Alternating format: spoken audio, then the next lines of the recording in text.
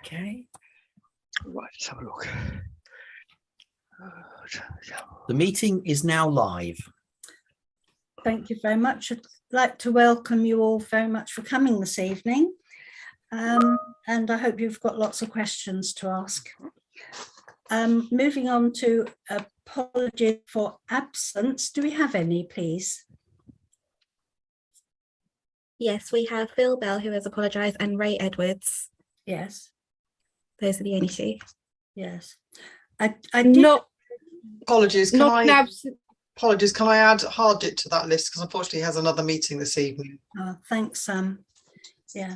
I did ask actually for Brian Willits to be added, but he's not on there, but I haven't been able to get hold of him anyway, but I will re-forward his details, please. He's been very long involved with Red Diamonds, What's Up with the Disabled, because his son. But anyway, thank you very much for the apologies. Minutes of the previous meeting, do you agree them as a correct record, please? Chairman, I'm happy to second the minutes. If yes, Thank you. thank you for that. Are you all Michael in Brossard. favour, please? Yes, hands No up. need to be lit, yeah. Well, there we are, hands up. Yes, thank you Oh, very if I much. adjusted the screen, that's better. Thank you. Right. Okay, right. Is there anything particularly that you want to raise in the last minute? No. No. Okay, in that case, moving on, we go on to the cycling or in the town centre. You know, this keeps on appearing on there, and frankly, it's getting worse. Lots and lots of people are taking absolutely no notice whatsoever. And you can't hear people when they're on cycles, they're behind you. And somebody else has raised a point, and they're actually in a wheelchair themselves, but they did say that they are conscious that when they're in a wheelchair and they're, you know, going through the town centre, they don't have a horn or a bell to tell people they're behind them. So they're just really wondering if there's something that we could do about that as a suggestion. I mean, I think there's been some near misses. I actually haven't heard of any accidents, but I don't know if anyone else has.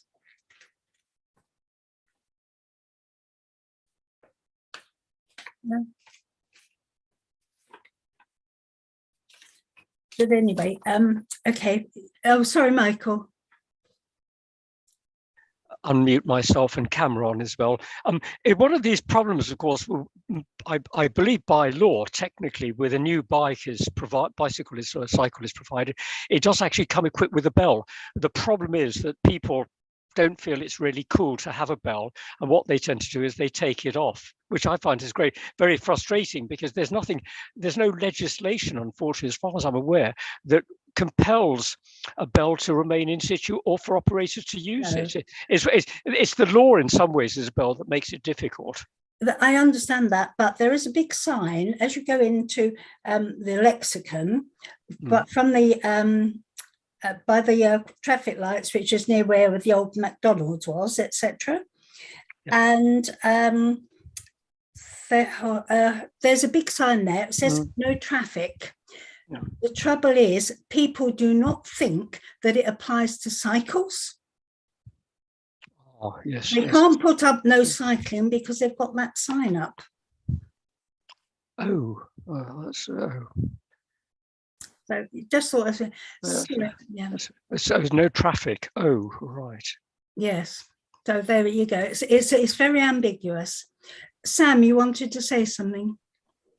Yeah, I just wanted to let you know that we have liaised with some colleagues across the council regarding this. I was hoping that someone was going to be able to attend the meeting, but somehow that didn't happen. So I'm just going to sort of update you on some correspondence I've had about this with Chris Mansfield, who's a Regeneration and Economic Development Manager, and obviously involved in the town centre, and also with Alison O'Meara, who's our Community Safety Manager. I assume you're aware that the town centre is obviously looked after separately by one part is Brattleboro Forest Council and one part is the lexicon. So that's an issue, obviously, in the first instance, that it's not one authority looking across all of it. Obviously, there shouldn't be any cycling in the town centre, but they are aware that it's an issue. And I believe that it's being discussed overview and scrutiny as well. They have put up legally enforceable signs to prevent cycling, and so there's the potential that it's for the police to enforce. Unfortunately, we didn't get anybody to attend the meeting from the police, but obviously they've got issues with that, and whether that's a resources issue. I'm just looking at the correspondence from Alison about this, Alison O'Meara. Sorry, just bear with me.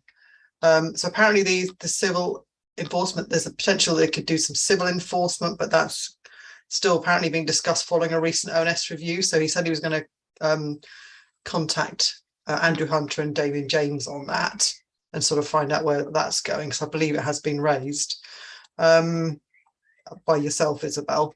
And I think the acceptance is that it's frustrating and can be dangerous. So I'm just going to, if that's okay, I'm just going to read out what Alison's response to this. Cycling in the town centre has indeed been discussed at great length since the launch of the lexicon, and a lot has been done to tackle it. The signage has been criticised in the past due to views that it isn't clear that cycles are prohibited in that space. However, obviously there's certain legalities that Bratton Forest Council is bound to around signage. To try and support that, the lexicon have installed clear signage around cycling all their land, which is helpful. And they also, I think, initially did a public awareness campaign to remind people, but obviously that's something they could do again. It would be helpful to remind people, especially, we're coming into the warm weather, more people might be cycling. Based on previous operations to highlight no cycling in the town centre, most people who are stopped say they weren't aware. So there's definitely kind of an education campaign that could be considered.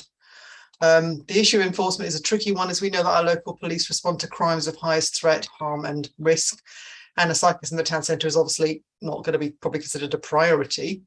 The neighbourhood teams are also struggling resource-wise due to PCSOs moving into PC roles and the length of time it takes to replace people. The reality is that in order to enforce effectively, there would need to be a dedicated police presence patrolling at all times, and that's currently not feasible with the resource issues. So as mentioned previously, the alternative would be civil enforcement officers or devolved powers to the lexicon security team. So that seems to be where we're at the moment, but obviously there are some discussions going around over scrutiny potentially. So yes. Before I ask Lizzie, I'll make another point. Actually, it is much worse around lunchtime and when the schools are coming out, and they're the ones actually causing most of the problem, not all of them, but because they're totally ignoring it and they laugh at you and just ride on. So maybe as part of a communications campaign, we could actually target schools then. Yes, and the college. Yes. Sorry, Lizzie. Thank you, Chair. Given that overview and scrutiny are looking at this, perhaps we could feed back to them that it's a matter of particular concern for us because from an equalities point of view, it does disproportionately affect disabled people to a greater extent because it can be more dangerous for them rather than just a nuisance. But also, given that we're aware of the stresses of police and the enforcement is unlikely, can we please look at prevention rather than enforcement in terms of signage for alternative routes, so that people that are cutting down the high street are signposted to safe cycling routes to get to where they're going to, and making sure that we've got suitable street furniture for locking bikes up securely and things like that on the edge of the town centre, so that we are facilitating not needing to cycle or take your bike into the town centre, rather than just penalising people who either don't know or feel that it's easier to break those rules. Thank you. Does anyone else wish to speak?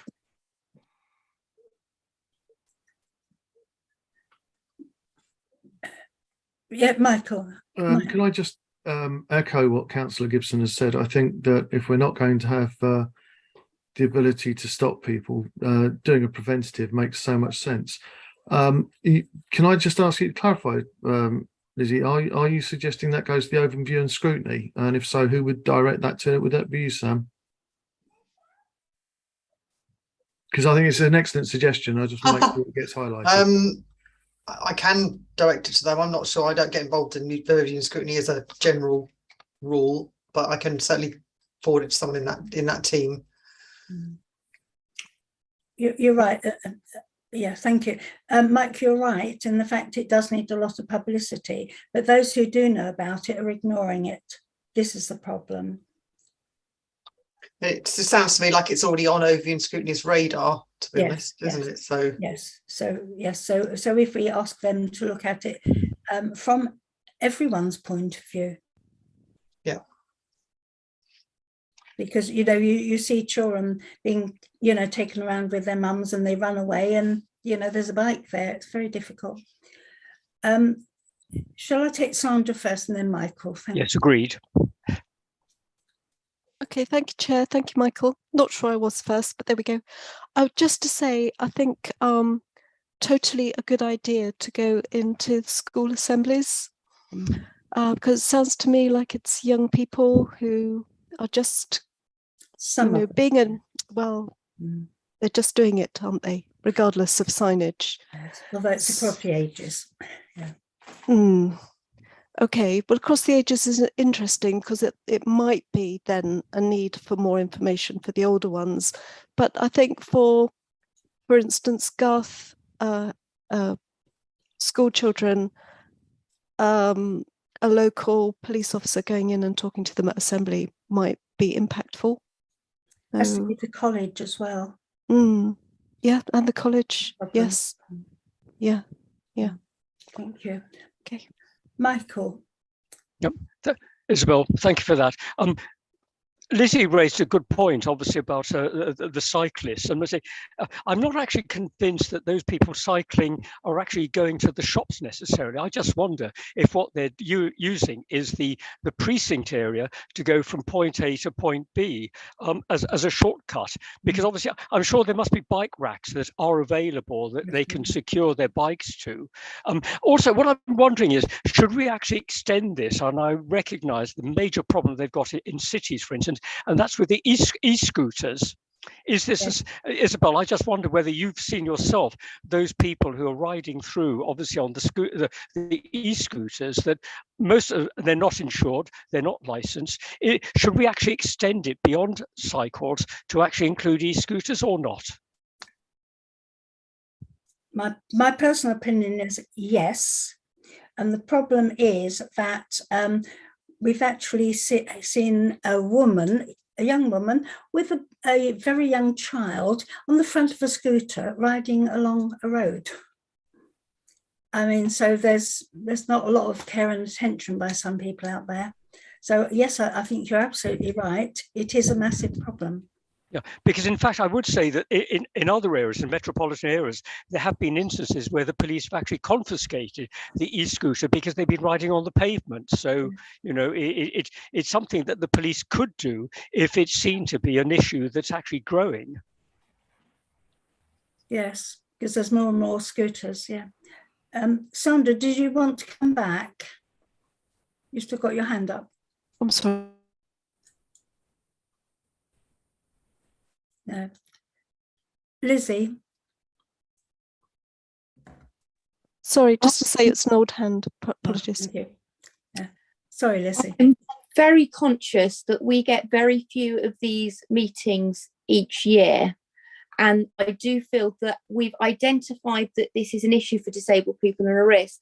But I think the place to look at the solutions in detail is probably scrutiny. So if we can just pin down who's going to feed back our concerns on it and then let them do the work, I think that would be the most appropriate forum. No, I will have a word with the chairman. Focus on disability in this session. No, I absolutely agree with you. I'll have a word with Rob Angel. He's aware of my concerns about it anyway. Thank you. Sandra?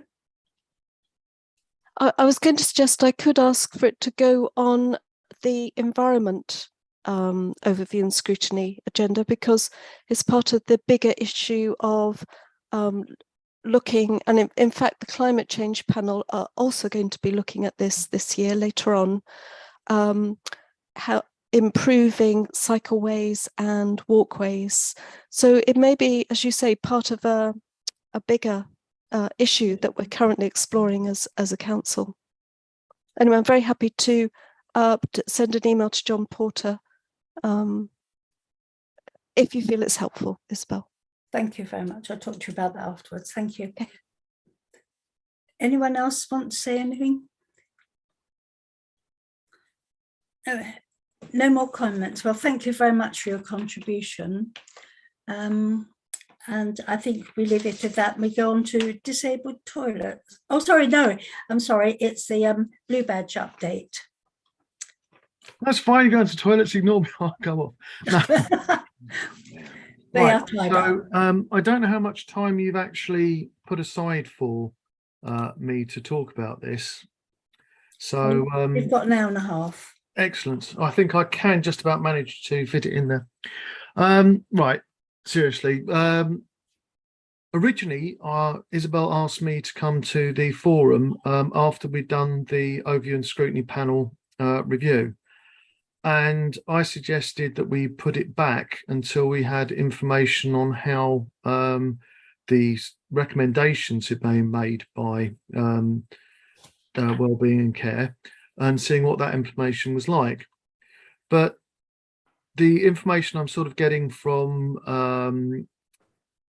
the powers that be is that the implementation partly has been completed, but partly won't happen until October, November.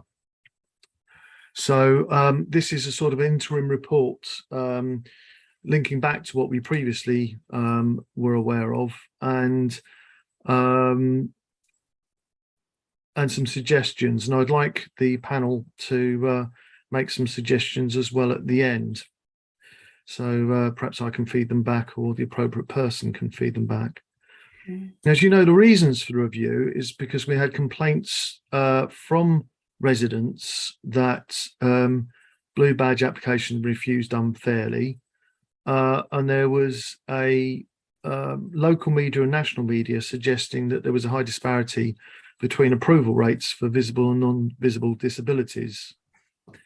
So this was something that we obviously thought was important, and it was something that we wanted to follow on. Now, I have looked and asked for some information on where we are on the recommendations, and I'll tell you what I've been told. The recommendations were that to the executive, one of which was that the refusal letters should be made easier to understand and to demonstrate to all applicants that their evidence had been considered. Should have been implemented 6 months ago by the end of December. And that hasn't happened, and I'll go on for the reasons why in a minute. And that the second main recommendation was that local guidelines to explain the approach should be made more available, and I believe that that has happened. When we go down to look at the amount of referrals we've had for 21-22, there have been 1,811 referrals, and the percentage approved for this is for people with physical disabilities. The percentage approved was 92.4.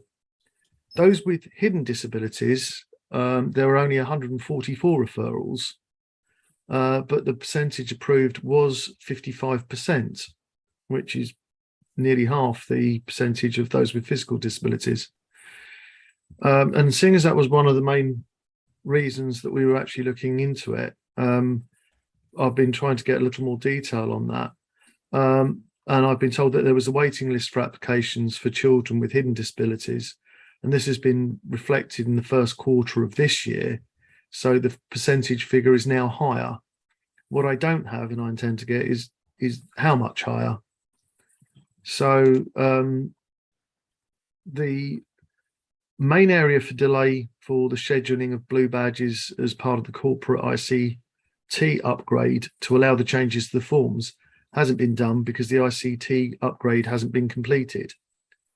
So I've been told once that project has been completed, they will be able to make the necessary changes, which means that it's been over a year since the recommendations were made, and we still haven't got any further on that. There have been the changes to get experts and a pool of practitioners with in-depth knowledge of specific conditions to inform on the decision-making process. That's been carried out, which is good. But there is going to be a full schedule of engagement events that will be put in place once the IT solution is in place to launch the changes. So I would suggest that we make a recommendation that the Disability Advisory and Access Forum is part of that consultation. One of the things that I want to be able to do is to introduce the overview and scrutiny review of how effective we were as a panel and how the recommendations have been implemented. Because I'm waiting for the IC changes, I've recommended October, but it will depend on how the IT changes have been made in the new system. So I've suggested between October and December, depending on where they are to get back to us. But I particularly want the Disabled Access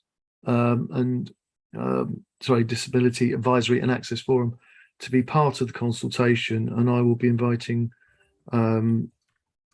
you in whatever capacity you want to send along. I mean, I know Isabel's already my vice chairman, but to talk specifically on the findings of the people. So that's where we are. I think there's been delays that I'm not happy with, that things aren't happening. How difficult can it be to change the form? But that's what I'm hearing. So I'm going to push back on that. And I'd be interested in any suggestions and comments that you have that I can feed back. Are there any questions, anyone, or suggestions? In that case, I'll ask. Well, somebody spoke to me yesterday. They've just put in an application, and they were told it would take up to 12 weeks. What is the average time? Do you know at all? And it might be worth investigating. Not a clue, Isabel. I'm not an officer. I'm not technical on this side, so I won't have answers to those. What I can do is either refer those questions back or ask you to bring them to the review when we do of that. It's because I'm not an officer. I'm doing this to give you an update. No, I know. I just wondered if you're aware of it. No, I have no idea of the I was only asking questions. And I don't even know if 12 weeks is good or bad for this sort of thing, which is what I presume. If people know that the average for most of these things is 12 weeks and that's a national average, then that's fine. If it's usually 2 or 3 days and we're taking 12 weeks, it's appalling. But without actually having the background knowledge, I wouldn't know. So it's a very fair question. It's just I wouldn't be able to answer it. No, I appreciate that. Thank you. Sandra and then Andrea. Okay, thank you, Chair. My question is there a cap on the number of blue badge permits that can be given out, Mike? Funnily enough, I can answer that one. Because it's something that I was into. Yes, very good question. There is not a cap on the amount of blue badges that can be issued. However, because there are only a limited number of spaces for disabled people, if you were to issue a million, then they wouldn't be worth having because nobody would be able to park. So there is a conscious need to make sure that those blue badges are given to the right people so that they can actually park. So no, there isn't a cap, and I'm not saying there should be, because it does need to be down to the individual need, but we do need to be aware. I think the officers who make those decisions do need to be aware that there is a limited supply of workplaces to park. Would 1,800 be too many for the number of places that we offer? I mean, is there a need for more? That was what was approved. That was approved. So I don't know, and you make a good point. Again, that do we look at recommending to a different part of the executive that more disabled places need to be provided? Because that wouldn't necessarily be in the remit of care. It would be under environment, as you were saying earlier, because part of the undertaking that scrutiny panel is looking at. Excellent suggestions about the cycling and about e-scooters, but as part of that, space for more disabled parking. Yeah, so it would be good to take that forward. So yeah, well, I was just thinking, again, I'm not sure who on this panel is responsible for taking them back, or individual members are supposed to be taking back. In this particular case, I'll be taking back recommendations to Grania and her team. I'm not sure if that one should go to environment. If you were going to raise the other issues, would it be part of that you would raise with them? Chair, what would you like us to do? I think the best way to do is send the draft minutes to the respective bodies that we feel should be involved. Okay. Are you happy with that? Yes, I want to make sure that the disability group, because I want to make sure that when the Blue Badge project is being put in place, if they are, as one of the recommendations they said they're going to, is going to look at relevant consultation groups, that we are one of the relevant consultation groups that they refer to. Yes. Thank you, Sandra. Okay. Andrea. Thank you. We, as an organisation, we submitted evidence to the first overview and scrutiny report. Just want to say, I don't think the amount of disability parking places should actually play any sort of factor in decision making, because it's not just about parking spaces. I've had members of staff from the team use that for me when I've been advocating for someone, because actually it's people going to hospital, it's about people doing their shopping at Sainsbury's, it's about people having leisure time out of the borough. In most places you could park like on double yellow lines. So I don't actually like it when that's used, and it is used by staff a lot. And the other thing is, I personally think the ICT is a cop-out, because how difficult is it to have an interim letter? That, because I mean, that when you used to read the rejection letters, they were really difficult to understand. How difficult is it to whip up an interim letter template while the ICT is upgraded? I don't think it's acceptable. And that's just the view of myself and my organisation. Which organisation are you? The ARC Trust. Yeah, to be honest, I found this out when I asked for an update on it, and I totally agree with you. How difficult, if we had to do, how difficult it is to get a template or something. The information I've got is that they've done the template, they just can't upload it. Pass. Seriously. Yeah, I think we need to stress that as a forum, that I don't think, given the length of time, that this is an acceptable sort of solution, or an acceptable response after all this time. Chair, can I suggest that, I know you're going to do it through the minutes, but I want to follow up after this meeting with making suggestions, and I'd very much like to incorporate that from Andrea. No, I understand, because it's actually letting the disabled down.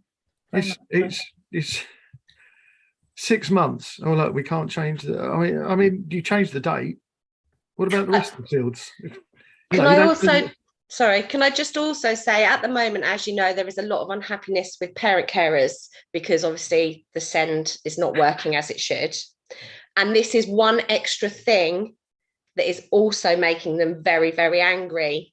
So we're trying to sort of work with the parents, because obviously SEND needs to be a complete overhaul, but then we're irritating them even more by not processing applications in a timely manner, and explaining to them the reasons why potentially they're not getting the blue badges.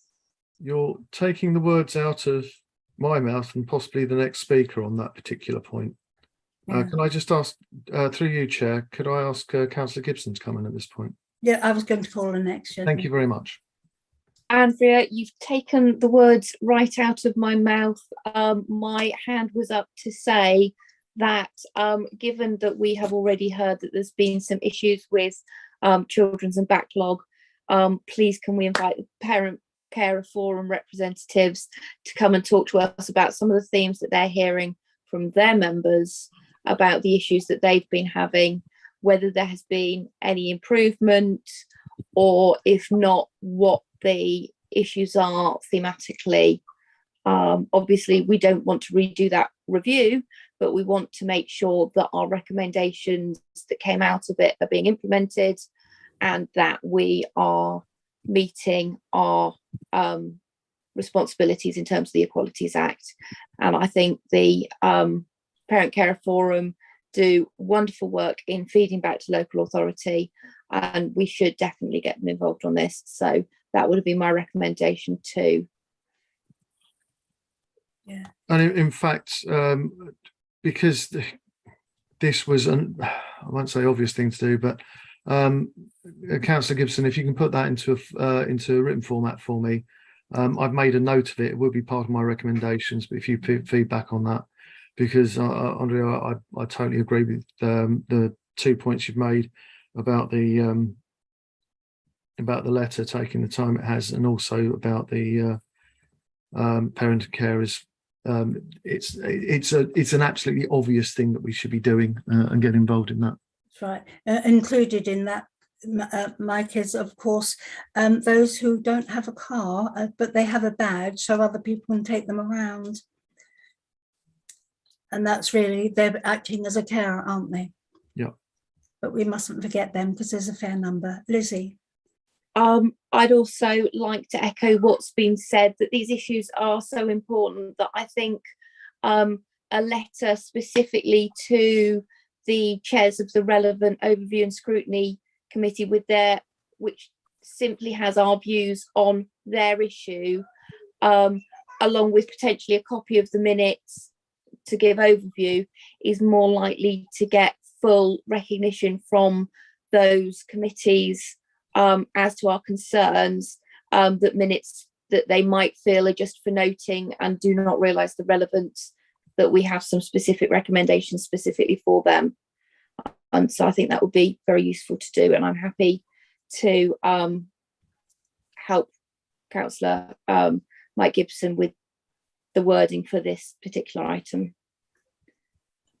Thank you very much. And Andrea. Sorry, old hand, don't know how to take it down. Okay, thank you very much. Okay, well, don't forget, so this is such an important one. It also has to come from this committee, and with greatest respect, not just through you, Mike. Absolutely. As chair of the Overview and Scrutiny Committee, I when we do a review on this, I would like you, with your hat on as this committee, to talk to us. Yeah. And I think I'd like to invite Andrea along as well. Mm. It's the thing is about reviewing what we've done. It's not to carry out the review again. I am being very specific. What I'm actually doing is what impact of the recommendations that have been carried out have had, and how effective were our recommendations in the case. But the arguments that will also flow through from that, I think we will need to make sure that, you know, if there was anything missed, that there's an opportunity to perhaps include it. But that's the focus of it, rather than to repeat the review. Yeah, thank you. Are there any other comments, anyone, please? Thank you. Well, if anyone thinks of anything, please let us know afterwards. Thank you very much, or later. We're moving on to disabled toilets now, which was brought forward from the last meeting. Does anyone want to raise anything about them? Or I think the biggest complaint sometimes is how disabled toilets are often used as storerooms for other things as well. But yes, Lizzie. With my Bracknell Town Council hat on, I'm aware that the Birchill toilets, the borough has got a grant to convert that to a changing places toilet on the edge of South Hill Park next to the Birchill shops, which I think is a great thing to have out in the community, and to allow greater access to our green spaces, because South Hill Park, as the parkland itself, is such a jewel to have. I have fed back to users, to the management group for sort of the portfolio on Times Square, about the importance of red cords hanging to the ground and bins not being in the transfer space, and that has been received very positively, which I think is a good thing. The council is listening, and that they've continued to not be bins in the thing. Obviously, it's more of a challenge in the wider community, but I do regularly attach cards to red cords that say that they need to hang to the ground from Ewan's Guide, and it's just about raising awareness. I do find that for some able-bodied staff members who are perhaps servicing those toilets, they don't understand that that space is there, that void is there for a reason, and they like to balance things out. So rather than have things crowded in one corner in a big empty space, they tend to put the bins there. But I'm finding that when it is explained clearly, it's improving, but we can keep chipping away and hopefully raise that awareness more and more and more. Thank you, Lizzie. Michael. Isabel, thank you very much for that. Let me just lower my hand. I think I may have mentioned this as a subject that we could discuss, and which obviously has been brought forward on the agenda. Do we have a register that actually lists all the disabled toilets that we have within the borough? I know that there's a radar key that is required, I believe, if you want to use the disabled toilet. We have one, for instance, down at Sandhurst Town Council, next door to the council offices. If a resident or someone who's come locally, or maybe from outside the area, is there an app that they can go on to know where the nearest disabled toilet is? It may be something to do with software, it may not be practical. What I'm wondering, you see, we've got new developments, and I think if it's in Crowthorne with Bucklers Park, now then, is there a disabled toilet there? There may or may not be, but it's just interesting to know, as new developments come forward, is there a recommendation or requirement that disabled toilet should be provided according to, I don't know, the acreage of the site? What are the criteria as to whether or not a location qualifies for a disabled toilet? Also, I suppose, moving on, Isabel, Chairman rather, is there government funding if we want to actually increase the number of disabled toilets that are available? And also, last but not least, who is responsible for the maintenance? Is it the council? Is it the local community, or whatever? It's just a subject on which I don't think we've really talked an awful lot before, but I do think it's of interest really to find out what the modus operandi is with regard to disabled toilets. So it's just food for thought, Chairman.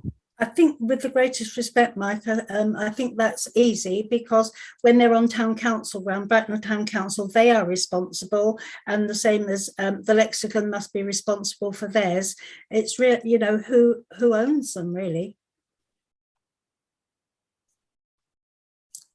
Also, for the future, with new developments, for instance, you know, I'm thinking about Bucklers Park. I may say, is that Crowthorne Parish Council, or you know, or is that the developer?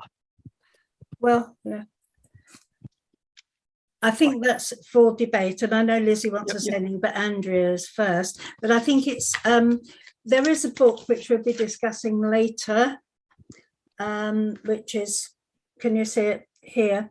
I think it could be included in that as well. I'll talk about it later. Okay, thank you. Andrea. Hi, yeah, a couple of things.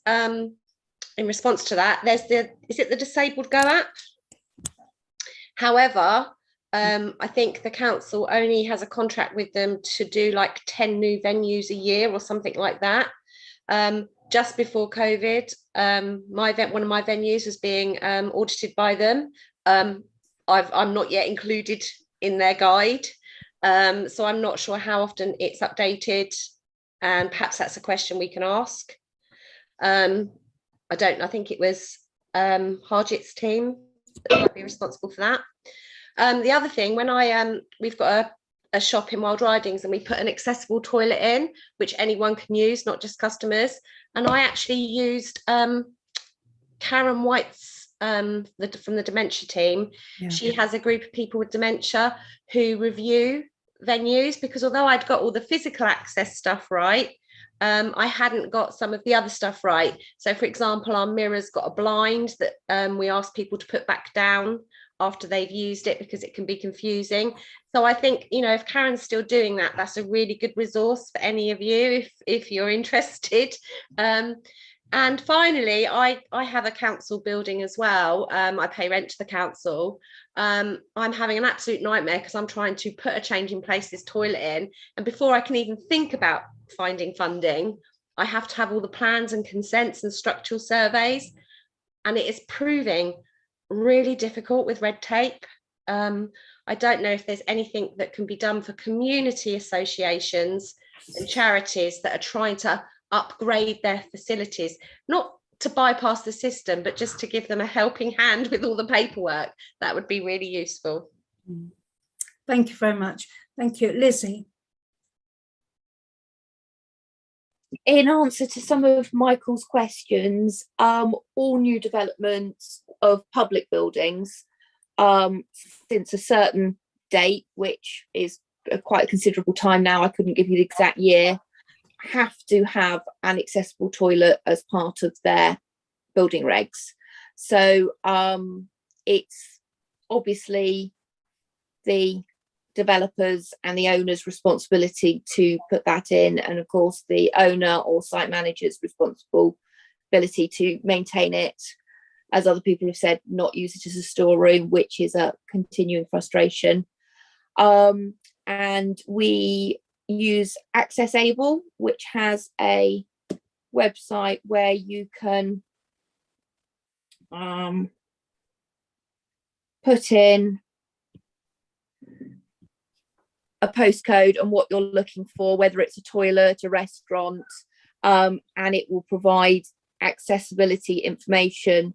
But as Andrea has just said, there's only a certain amount that get added each year. It's about slowly building up, so it might not be entirely comprehensive, and I don't know whether it shows standalone facilities such as a disabled toilet that is not part of a bigger venue, for want of a better word. I hope that's helpful. Thanks, Liz. Anyone else want? Oh, Sam. Hi, yeah, I was just going to pick up on Andrea's point actually, but Lizzie's partly answered it for me as well regarding Disabled Go / access. Disabled Go is now Access-Able, so that's what they're called, and yes, they have got an app. Liz is right, we can only add a certain amount of venues per year, because part of the contract is they will go around and resurvey the venues, and obviously that will then cost part of the money as well to keep those updated. I think I do have capacity to add some more venues at the moment. So Andrea, I don't know which venues you were particularly talking about getting included, but please let me know, contact me. And was it specific your actual venue that you wanted included? Yeah, they were actually hot. They actually came out and did the audit. Oh, okay. But because so you are on there already. No, not for Forget Me Not. They came and did the audit. Oh, Forget Me Not. Okay, yeah, sorry. Yeah, we were not. We didn't fit into their categories very easily, so she was going away to get some advice, and we've never heard from them since. Okay, I can chase that up, and I'm not sure what you mean, like what categories you fit in. So it's not a shop. It's not a cafe. It's not whatever. And she didn't know what to do about it. So. I mean, yeah, they do put things under categories, but they do also include things so you can look for a list of all. You can search for venues. So so I'll look into that. But on the general subject of, yes, they will obviously go in and survey the venues and will say if they've got a disabled toilet. But as I think I've explained before, their job is to sort of say what's there and explain what's there and include photographs. They can't tell you. It's not their job to say this isn't good enough. This isn't a good enough disabled toilet. So. Just so we're clear on that.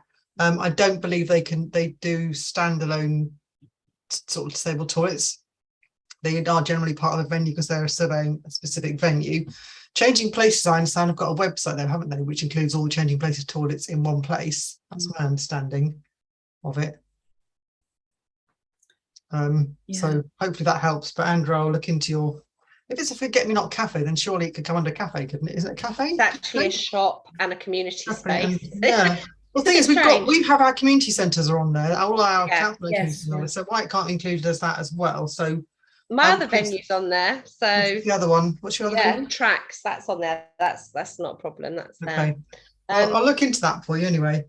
But I definitely recommend Karen White's team as well. They're really useful. They have people living with dementia who actually assess it for you. So it's, you know, people who are impacted by dementia actually tell you what would make it easier for them. Okay. And That I would found be it something that will really be separate to the Access Able. Yeah, side, I but assume, it's just really. useful to know, because like I'm pretty clued up with disability, but they surprised me with some of their feedback and it's made a significant difference. Thank you very much. Has anyone got anything else to say? Thank you very much. I think we've been quite constructive on that, and you know, well done everyone. What I was going to say, this magazine it's called Bracknell Forest Retailer's Guide, a guide to serving people with disabilities. And I spoke to Derek the other day, and it was published in 2014. So we think it's really up for an upgrade. And maybe it goes out, you know, saying what's accessible. It's about safe shops if somebody feels a bit concerned and fretful. There used to be shops where they could go in for sanctuary. So there's all sorts of useful information. And I believe, Sam, you're working on it again? That's news to me. Oh, sorry. No, I hope that you're just assuming that because I put my hand up, baby. No, Well, okay. What I was going to say was this was part of what our team produced back in 2014. Yes, yeah. When I first started in this role. I haven't been informed about updating it at any point. So that'll be a pretty big job to do, and we would need to, you know, make this a cross council thing because we don't have the capacity to produce something like that at this point. And it would, you know, obviously it was a very good piece of work that we did with that. And I don't know how we would go about doing that again, to be honest. Well, This is the first I've heard of it. No, I think we ought to flag it up anyway. So it remains on the radar. I think it's a very important document.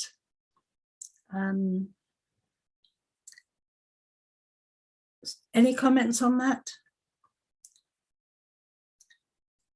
No. Okay, fine. Thank you. The next item is to invite Kate Darrell, and unfortunately she's not here this evening. So if we move on to the next one, which is items for the next meeting, please, or future meetings. Does anyone have any further ideas what you'd like to look into?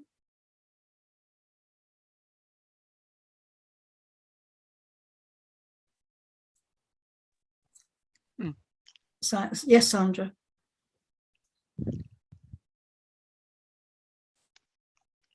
I should declare an interest first because I have a young person in my family who has hidden disabilities, but I dearly love some scrutiny of opportunities for our young people who have hidden disabilities. Yes, I agree with you. Perhaps we could, yes. So you would like that put on an agenda? Yeah. Thank you. Michael. Yeah, Chairman, maybe following on from what Sandra has said, should we maybe extend it maybe to those, I don't know if there are mathematically any Afghan children or in fact Ukrainian children who have come in who have got disabilities, because, you know, we need to look at the language considerations. I just wonder, is that a separate topic that we could look at, or a subdivision, to see whether in fact the resources that we've got are adequate for their needs? Thank you. I think it's a good idea to investigate, and I would have thought they should have been identified when they were arriving in the town or in the borough. But we can always ask the question, because I think, you know, many disabled people have you know, had difficulties over the years of people understanding, and I think we should do everything we could to enable they get the best service that we can give whenever possible. Yes, thank you, Chairman. Yeah, because it's a double disadvantage, because obviously some of them may speak very little English, and it's a question of actually sort of engaging with them to reassure them and to comfort them, to appreciate that we are there to support them. I'm not sure if you're aware. I'll come back to you in a moment, Phil, if I may. There's a group that meet at the Open Learning Centre, and there's several nationalities there, and maybe that's a point of contact there as well with all different groupings, where they may know people with disabilities. So just another, point of contact, perhaps. Phil. Thank you, Chair. Yeah, I was just going to comment on the point about the Ukrainian guests that we're now hosted in Bracknell Forest. I'm part of the work that's going on around that, and in fact have another meeting this evening connected to that. But there is quite a comprehensive assessment done on our guests as they arrive into the area to look at the needs and how best to support those needs, everything from income, schooling, but disability, I'm absolutely certain would be considered within that too, because certainly access to health services is. So there is a health focus from the outset and from the first interaction with the local authority. So I just want to give some confidence around that. I think what might be helpful is for somebody potentially that is much more in the know around that assessment process, if it would help for this group to be suitably appraised of that, to join this group to perhaps do a presentation. That's fine, thank you very much. That's kind. I'd just like to make one point. When we used to have a basketball team, a national basketball team in Bracknell, I was chairman of the supporters club, and we had a lot of local people who around. There was a special event happening in Bracknell, and what I did, I went to the basketball club and I borrowed 2 very tall basketball players, and then I borrowed 2 pairs of very long crutches, and we went into the town centre, we gave them a basket and these crutches, and trying to get into shops. And it was interesting because even they were actually had the doors, people didn't hold the doors in when they were in front of them, they didn't hold them open for anybody behind them. It was actually quite a learning process for them as well.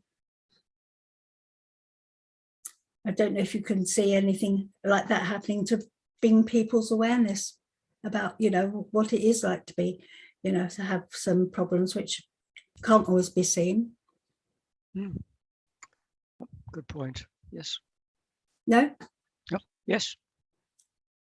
I just want to, do something like that again. I don't know. It's just an awareness. No?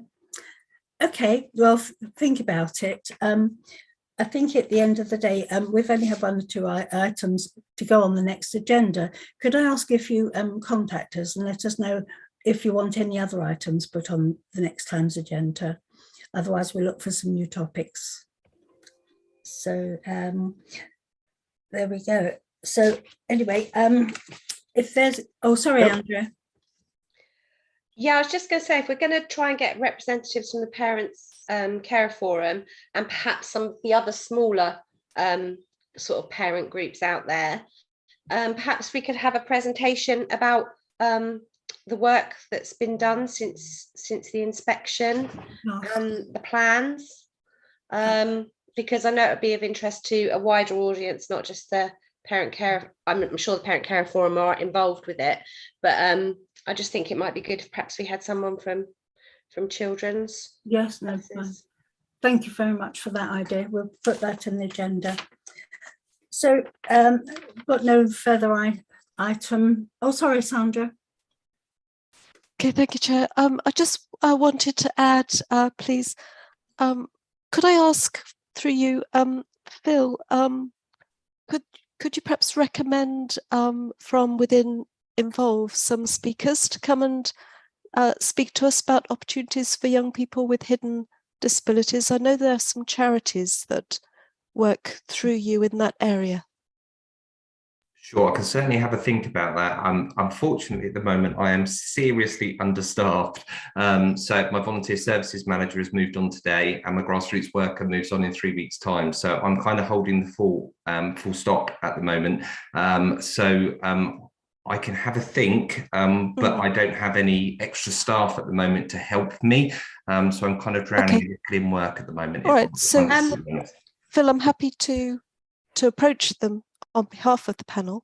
Okay. I just need a lead from you as to the best avenues to go down. So, sorry, Councillor Ingham, can you just repeat exactly what it is that you will need from me, and I'll make sure that So there are some charities, I know this from the networking, I can look through my notes as well, but there are some charities that do. Obviously, a lot of our young people with hidden disabilities tend to fall into the NEET category very quickly. I know we've got Elevate, but there are other charity groups under the Involve umbrella that are working hard to try and get various different openings for this particular group. Sure. So we have organisations like Enemy of Boredom, for example, who work with people with children with neurodiverse diversity. They're actually based in the core house with us. They're actually a community interest company rather than a charity, but they could be a very interesting group to join. They're relatively new. They've not been up and running for a particularly long period of time, probably about a year now in Bracknell. So they've kind of just started to really find their feet and build relationships across sort of the education space primarily. In terms of other, I probably just need to go away and have a little think about groups that may meet kind of that may meet that brief, may best meet that brief. Although I have seen that Andrea's just put something in the comment box too about potentially doing some sort of presentation. Okay, thank you. Andrea, did you want to say something? Just to say, the ARC does lots of work with 16 to 25-year-olds under various different projects. So I'm happy to do a little presentation about the work that we can do working with younger adults. But also, I work quite closely with some of the other charities that do provide services for children and young adults. So I could ask them. I'm more than happy if Phil, I could work with Phil on that. That's not a problem. We could draw up a list. Yeah, sure. I mean, I think, you know, as you say, sort of, you know, Promise Inclusion do some stuff, don't they, with as well.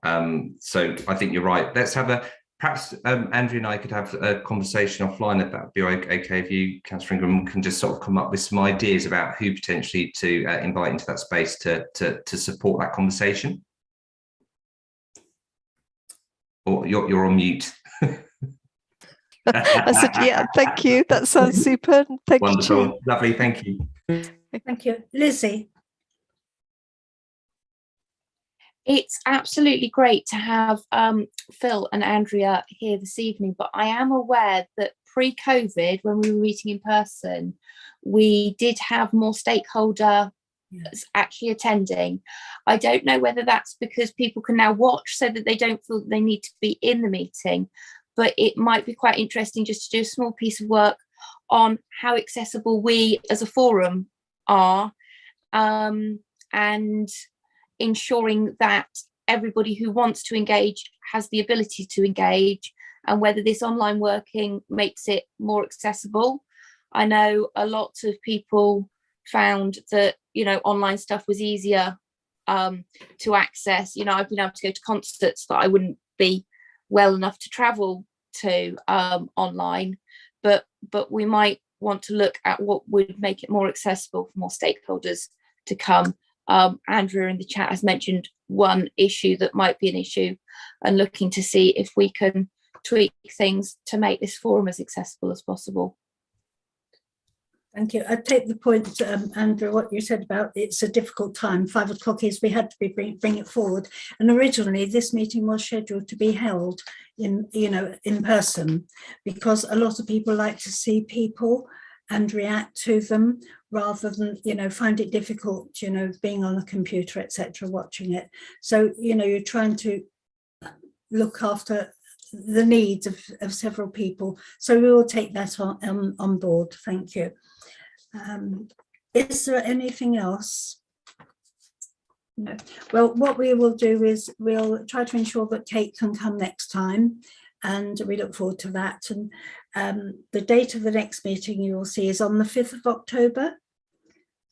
And we've already given some, you know, a few ideas. And there's the other one that we haven't addressed today is the SEND overview. And perhaps we could put that on the agenda as well. I think, you know, it's be a bit later, but it doesn't. It's useful then to reflect on how things are working at that time. Thank you very much, everybody. I hope you have a nice evening, and it's nice to see you all, and say good night to you. Thank you. Thank you, Chair. Thank you, Chair. Thank you.